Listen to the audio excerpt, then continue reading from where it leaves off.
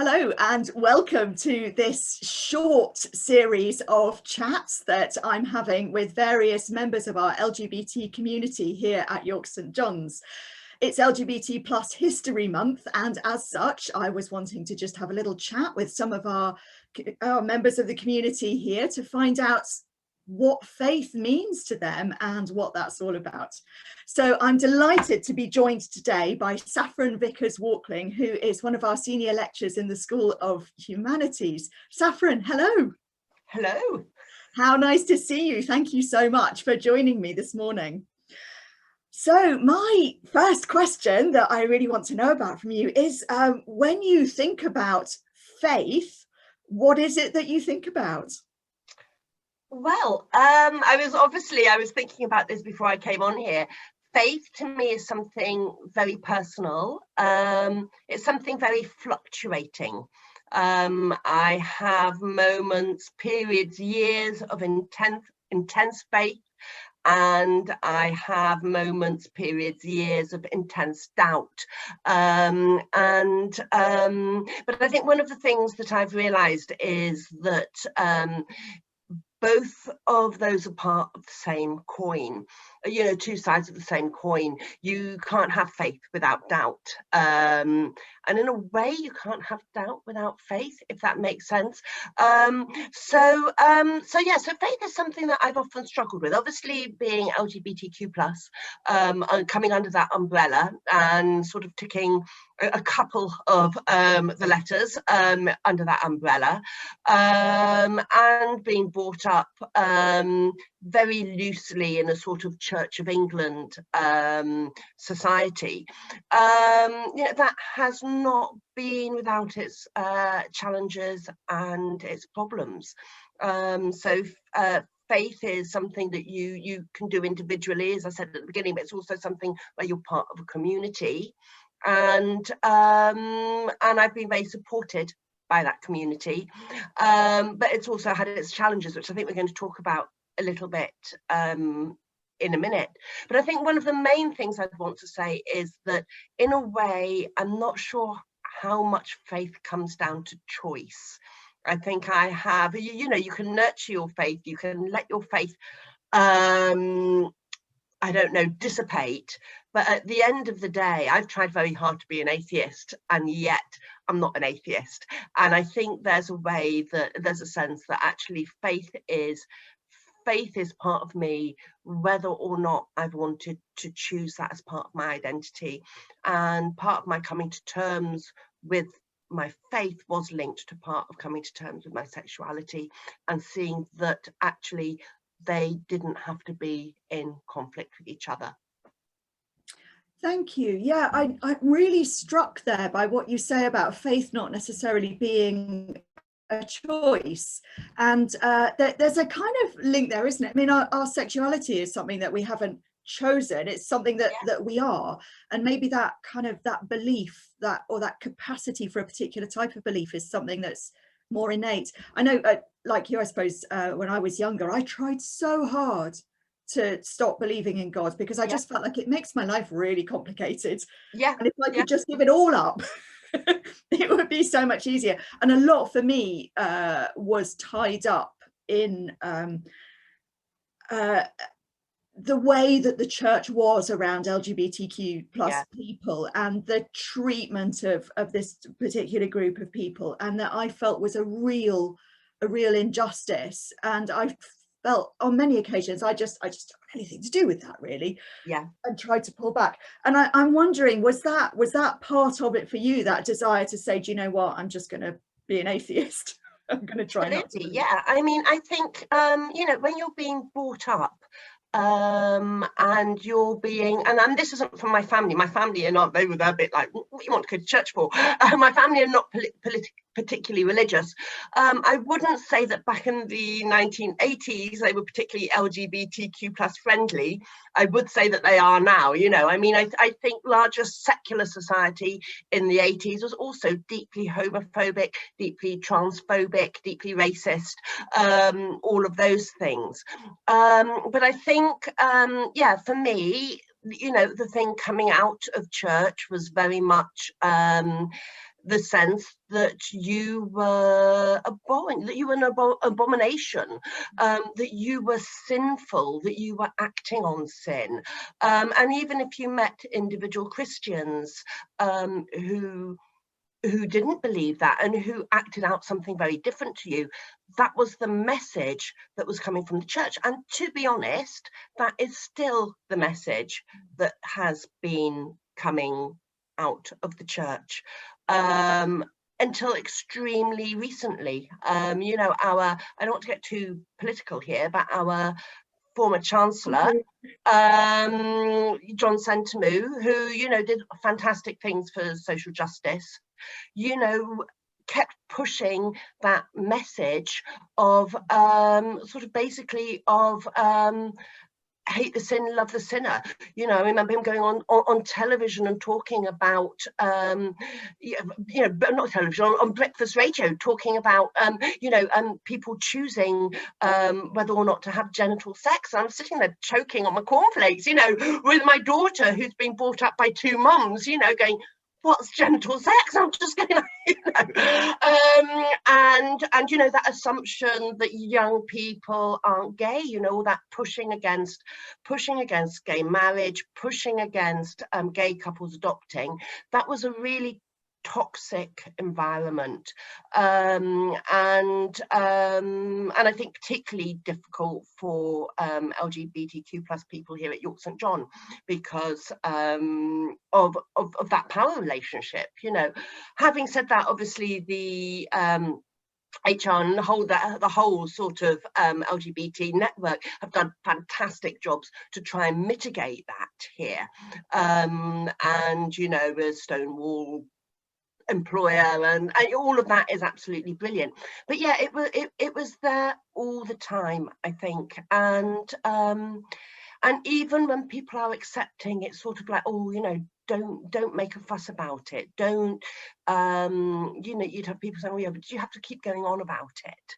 And or do you have to be so open about it, or oh, actually this doesn't affect most of us, can we talk about something else? And I think that is the worst thing in a way, because people, I think, don't think they're being prejudiced. They're just going like, oh yeah, but you know, it's got nothing to do with us, and this is taking over other conversations, and not understanding that that is a statement that's coming out of privilege. Yeah. So sorry, I've got deeply political here, but yeah, so I think for me that has been a struggle. But having said that, I've said, you know, there have been those sort of people who've been sort of beacons, and I remember reading, I think it was Desmond Tutu, you know, writing so eloquently on this, you know, such a strong voice for LGBT people way back in the 80s, and him saying, you know, come on, where would Jesus be in this conversation? Oh yes, he'd be sitting down with the queer people. And I think, you know, the fact that there were these voices out there, and you're going, actually, yeah, stop thinking about what a bishop is thinking or what an institution is thinking, and think about where would Jesus be in this. And my understanding of Jesus, my understanding of God, is that we're all his children, and that we're not an abomination, and we're just a different part of diverse creation.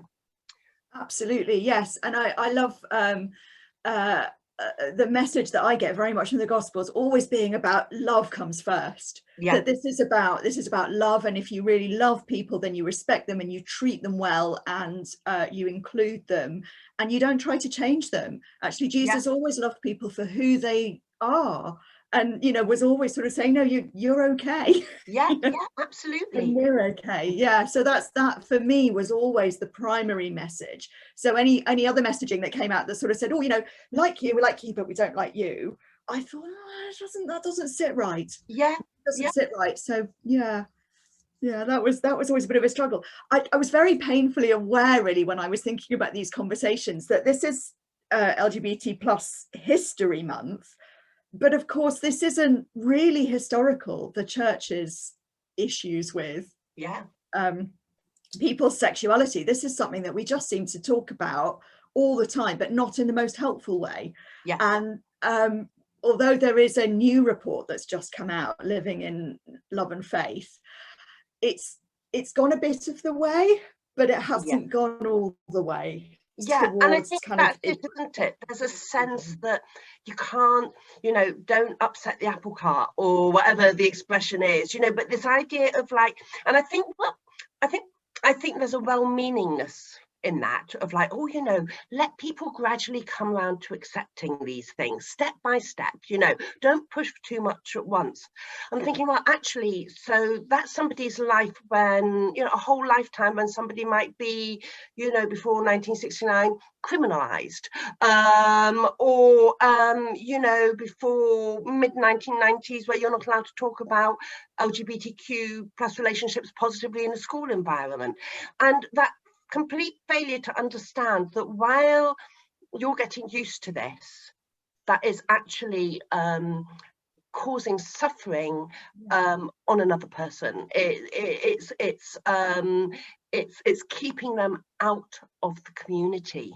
And I think we have to be really clear about this. And I think it's I don't know, for me, I think the church, the institution of the church, needs to just needs to not be censoring people as much. I mean, I guess the hard side of that is that you get the other side coming out as well. But actually, I think, you know, we talk about equality, but we don't have equality because we don't have equality in really big institutions in our nation.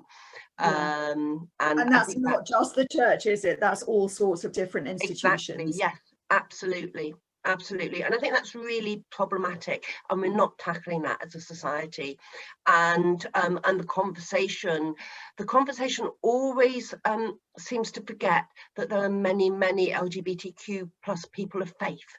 So yeah. So I mean, on that note, I'm really interested to ask you, what do you think it is about faith or about God that's kept pulling you back? What was it that stopped the elastic from snapping and allowing you know, I mean, I think at times, like, particularly if you sort of think, you know, I was sort of a teenager in the 1980s, and there was such a toxic, I mean, basically they were the sort of toxic culture wars against lesbian and gay people, and, you know, bisexual people basically weren't even part of the conversation, but lesbian and gay people, that same toxicity and that same sort of culture war against lesbian and gay people as there are against transgender and non-binary people today in the UK. And it was like that all the time. So every day you would find your existence being debated by people who weren't you and who didn't share your experiences, and people who would constantly be saying, you know,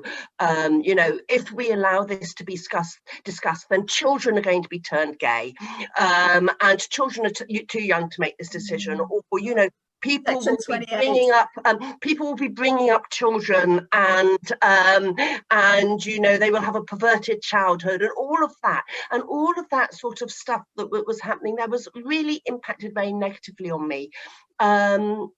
And also then the sort of the politics within the lesbian and gay community itself as well, which was quite, that's a different conversation, but there's, you know, there's always stuff within communities, aren't there? And I think for me, you just sort of, you would think all the time, you know, people are disgusted by me. People are revolted by me, because that is what the language is about. People think I'm abhorrent, and sometimes you'd be in the place where you think like, well, you know, that's what people think of me, but if I can come to a place where I understand that that's not what God thinks of me, then I'm okay. And I think so for me it was very much, and as I say, you know, I mean, I don't think I am in a particularly strong position of faith at this period in my life, but I think that was always there in the background, was like, do I really believe that God is disgusted by me and God wants me to change? And I never believed that, even though you have all these pressures from outside, and even though you'd sometimes go along with them. So by the time that I was I think I was in my late 20s, early 30s, and a vicar of a church in York, suggested that I contacted the True Freedom Trust, which is basically conversion therapy thing. I mean, this is mainstream church thing. Wrote me a letter. I think you would benefit from contacting these people. And I can remember, and this was all around, this was when, I think this was when they were age of consent. It was early 90s, and there was that big debate about, you know, maybe 17-year-old boys who were gay could be sexually active, just like 17-year-old boys who were straight could be sexually active without it being criminalized. And there was this whole sort of horrible conversation going on around this. And I'd challenged that there'd been some leaflets by the Evangelical Alliance that had been put out in the church. And I just said, you know, you do realize, firstly, that gay people aren't all paedophiles, and secondly, that you have gay people in your community and in your church, which is, and I got this letter as a response, and I was really upset. But I was in you know, what used to be called a house group. I don't know what they're called now. They keep changing what they're called, aren't they? But it was basically a house group, because that's what, you know, we happy clappy Christians do.